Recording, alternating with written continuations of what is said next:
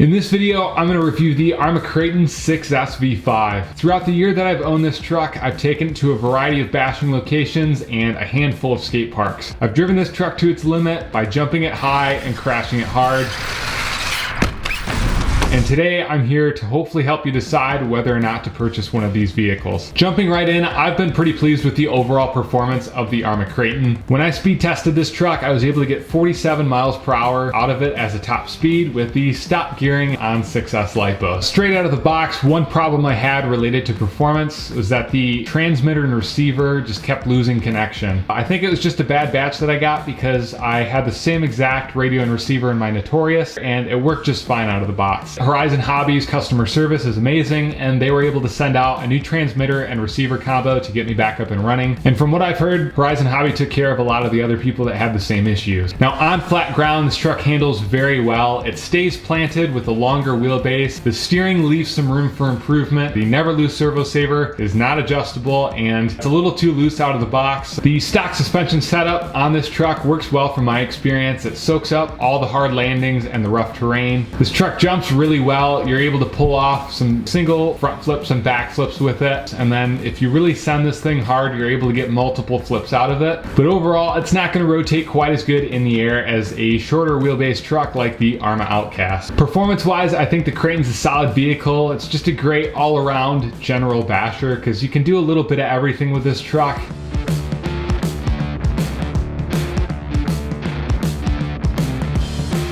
When it comes to durability, I'd say that the new upgrades included on the ARRMA V5 trucks make a noticeable difference compared to the old V4 lineup. I mean, this thing took some impressive hits. The stock body on the ARRMA Kraton seems to be fairly durable. I'd say the rear end of this body is the main area of concern. There are some cracks leading from kind of the front of the rear shock tower up into the rear body post holes, but you can improve the durability of these bodies with some shoe goo and drywall tape. The one main thing I noticed with the body is that the decals really aren't the best quality. The decals are very thin and they don't stick to the body that well. The chassis held up great. I surprisingly haven't bent it yet. I'm a fan of the wheel and tire combo on this truck. They seem to get traction on pretty much all surfaces and they actually hold up pretty well. As you can see, I have quite a bit of tread remaining after a year of running. My one complaint with this setup though is the foams are just a little too soft for me. They break down pretty easily. The drivetrain in this truck has been solid for me. I did add an extra shim to the front and rear discs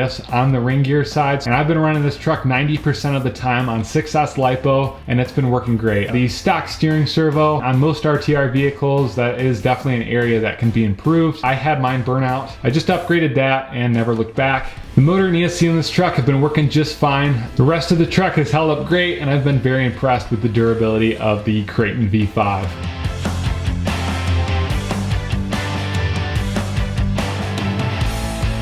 So if you just purchased an ARRMA Kraton V5 and you're looking to make some changes, here are a few changes that I'd suggest. Adding an additional shim to the front and rear diffs does make a huge difference when it comes to durability of the differentials. They include some additional shims with the truck out of the box, so just slapping another one so there's a total of 2 in the front and rear will make a huge difference, especially if you're running the truck on Traxxas LiPo. I'd also recommend adding a little bit of Loctite to the set screw that threads into the pinion gear and holds it on the motor shaft. On both the Kraton and Notorious, I've had the set screw come loose and then the pinion just rotates on that shaft and you lose drive completely. Another adjustment that really helps is removing the 2 spacers on the ends of the upper and lower A-arms on the 2 front corners of the truck. The top spacer just falls off and is easy to remove. The second one on the bottom is actually friction fit on there, so you might have to take like a flathead screwdriver and kind of pry it off, but it does come off. Removing those spacers will give your dog bones and your drive cups a little bit more engagement and prevent it from popping out. So that covers a couple changes you can make to the truck for free out of the box. If you're looking to put some money into it, you can always upgrade the steering servo. You can just get something stronger and more reliable and be much better off. And it always helps to purchase a cooling fan and heatsink setup for your motor, just to kind of lower those temps a bit and keep them down. Then adding some skid plates to the front and rear of this truck will help preserve the chassis and all the hardware underneath.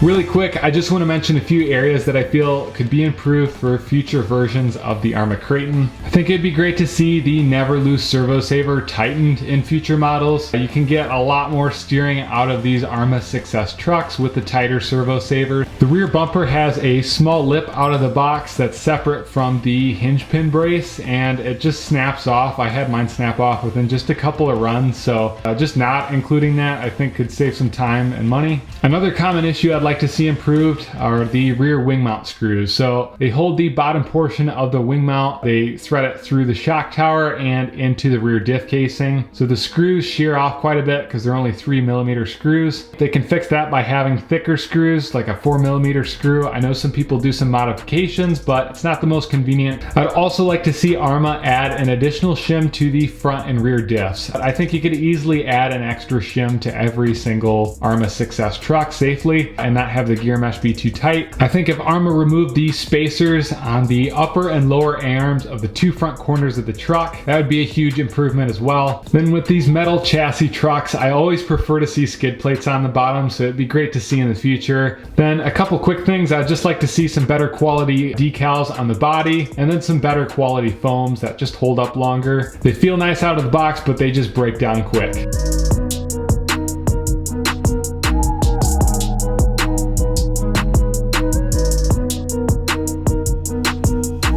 Now, a question that I get quite a bit, because I've had both the ARRMA Kraton and the Traxxas E-Revo 2.0, people ask me which one I prefer. This Kraton replaced my E-Revo because my E-Revo was clapped out. If the truck was in better condition, I would have kept running it because I really did enjoy it. From my experience, the drivetrain in the Traxxas E-Revo 2.0 is significantly stronger than the drivetrain in the ARRMA Kraton, but I would also say that the Kraton has a stronger suspension setup than the E-Revo. Outside of the drivetrain and suspension setups of each truck, I'd say they're fairly even when it comes to durability. Working on the Traxxas E-Revo 2.0 is much easier and overall a huge improvement over the first version of the Traxxas E-Revo, but compared to the Kraton, I'd say the Kraton's definitely easier to work on. Switching from the Traxxas E-Revo 2.0 to the ARRMA Kraton V5, there were a few things that I noticed that I actually liked a little bit more on the Kraton. I definitely prefer the single servo setup with the ARRMA Kraton versus the dual servo setup with the E-Revo. And it's also nice that the Kraton can run just one single 4 or 6S battery versus two smaller 2 or 3S batteries like the E-Revo requires. With all that said, I would have to say I do like the ARRMA Kraton better than the Traxxas E-Revo. Not saying the Traxxas E-Revo 2.0 is bad. So make sure to drop a like and subscribe if you found this video helpful. I'll see you guys in the next video.